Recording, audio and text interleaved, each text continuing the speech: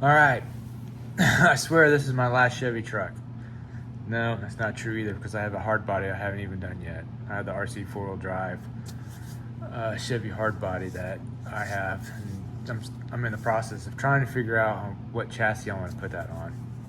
But this is the Proline 66 Chevy with interior, which they don't make anymore. Because I would love to do another one of these. But regardless, I was able to get the interior for this truck, get a driver in there and get this truck painted and built. I did this one, oh man, it's been a while back, probably a good 4 or 5 years ago. But I like the body style. Did mount the front push bar on the front of it here. Lights did work. I haven't driven this one in a while, so I'm not 100% sure if they do or they don't. This one's kind of is also semi-retired, hasn't been driven in a while, but it's a great body. It's a shame that Proline doesn't do the interior for it anymore because it really looks really good. And you notice there's an Element bumper sticker on there. That's because this truck is running on the Element chassis. And it does have the Fusion 2-in-1 motor in there, which is pretty nice. Forward mounted battery tray, receiver mounted on the side. This is a great chassis. If you guys haven't seen anything of the Element stuff, I know it's been out for a while, but it's good stuff. This one does have a few brass upgrades because this is a straight axle non-portal. So it's got the brass up front. It's got a metal front diff cover there, but the rear one is still plastic, but it does have metal weights back here on the rear, and it's running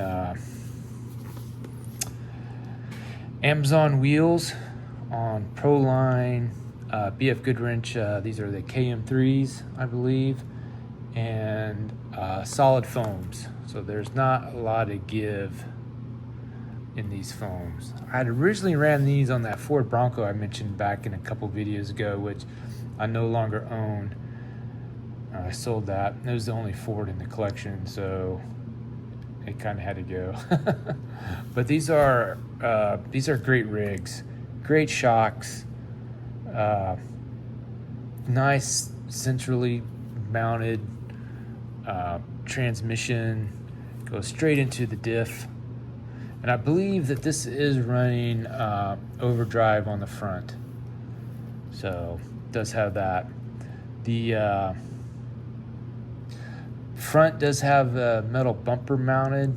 That was because, when I would hit a rock, the body would do this, kind of like bend. Because of this back is screwed in. The bed is screwed into the cab, so it would kind of like buck a little bit, and then it would fly off the magnets holding it down on the front. So that's kind of why it's got the bull bar in the front too, because it would do that. The back, I need to do the same for the back. I need to find just a straight that's dusty, a straight bumper just like this, to where I can put it somewhat up against the body so the body doesn't do that number.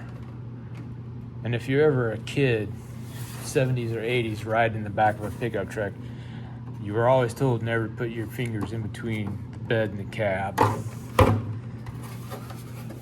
Get your fingers pinched. But yeah, that's the chassis. The servo is just an Amazon 35 kg, nothing fancy, because of this is in its semi-retired state. So this is SSD wheel nuts once again. I just like the realism that they provide over, you know, just a nut holding the wheels on. But body, just kind of a drop-in fit. Works really well, and you can see right here what I'm talking about. There's nothing. See, if I could put a bumper back there, something flat black like in the front, that would probably help the body from kinking up and popping like it does.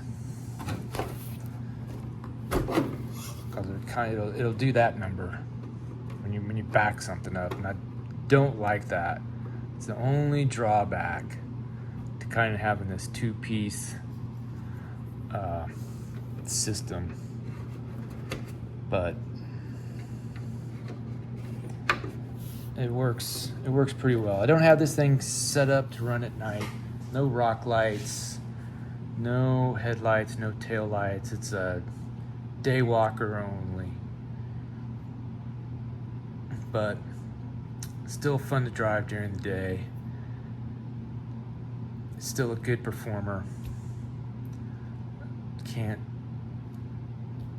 It doesn't have the, you can't compare it to a portal axle truck, because they do have better performance, but straight axles, it's a good truck. I had a lot of good times driving this beast, and I think it looks good with the paint job that's on it. It's got an interior that's a plus. Clear windows, plus. There's a lot of good things about it in the looks department. You know, it looks like, you know, this thing would be good to go, and it is. So, yeah, this is the third truck I have.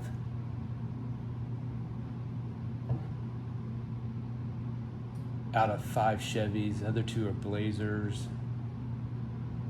The 2 Blazers and the Cheyenne are probably the most driven ones. And the 67 and the 66 are now pretty much shelf queens. So they collect more dust on the shelf than they do on the trail. But I thought I'd just give you a quick rundown on some of the trucks in my stable. I really need to do another one on my 87 Yoda. I might do that next. I got to do one on the Gatekeeper, because that thing's pretty tricked out with sound, lights, and a bunch of modifications. Then I got a plan for the Marlin to do, but I've got a lot of obligations, so I don't know if all the mods I want done to do to the Marlin will get done. Let's see what else. Yeah, I think I'll do the 87 Toyota next. That's kind of the one I haven't done, and I haven't done the Gatekeeper. So those are 2 for sure I will do next, just to show what's going on within the RC realm of my channel. Then I'll get back to some 1/16 static stuff. I pretty much got it down to what my next static build is going to be. I've done a lot of German stuff, and like I said in the previous video, I just finished a full option Tamiya 1/16 Panzer IV, which is another German tank. So I want to do something different. So I think I've got it narrowed down to either the T-34 76 Model 43 by Trumpeter, or the Andes M10 tank destroyer. One of those will be the next, and I'm really leaning towards the T-34, because you can really open that thing up and see a lot of the interior. So kind of leaning towards that as my next static build. I've got one more Tiger I got to do, commission build for a buddy of mine. I got to finish that up, and I have to have that finished up before September. So that's priority. And then after September, it's game on for the. I'm pretty sure it's going to be the T-34. Almost 100% positive. I mean, the M10's or the it's the M10's got a slight chance, but I don't think it's going to make it. I think the T-34 is going to be the next one. So, but yeah, enough blabbing about that. Yeah, my Chevy truck stable is the 66, 67, and the 79 Chevys, and then the two Blazers, 79 and the 72. I do have another body for the 79 that I really want to do, and I didn't mention in that video that I should have. I really want to give it a two-tone paint job. I mean, in a sense, this is a two-tone paint job. The 67 is a two-tone, and the 79 body would be the show body. I just haven't decided what two colors I want to do it in. It's going to be white and something. Maybe white and black. I think that might look pretty good. Or I might go green and white, because when I was a kid, we used to have a green and white Chevy. 3/4 ton, four-wheel drive automatic. So it might be that one. It might be green and white. I haven't decided yet. But anyways, enough blabbing on that. Hope you enjoyed the video. And if you think about it, leave a comment and like and subscribe. Thanks.